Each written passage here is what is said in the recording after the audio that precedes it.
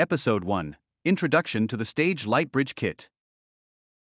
Welcome to this series, where we'll explore our latest innovation, the Stage LightBridge Kit.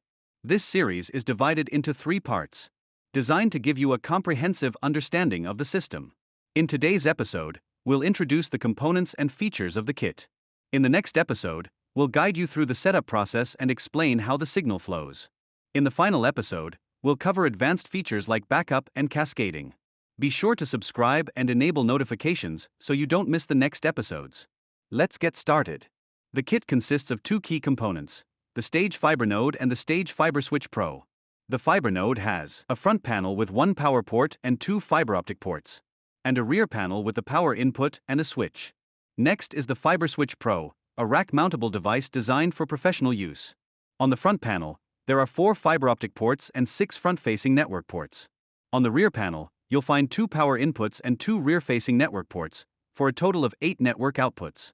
This kit is built to handle complex stage lighting systems with reliability and efficiency. In the next episode, we'll connect these components and demonstrate the entire signal flow. If you have any questions or specific topics you'd like us to address, feel free to leave a comment below.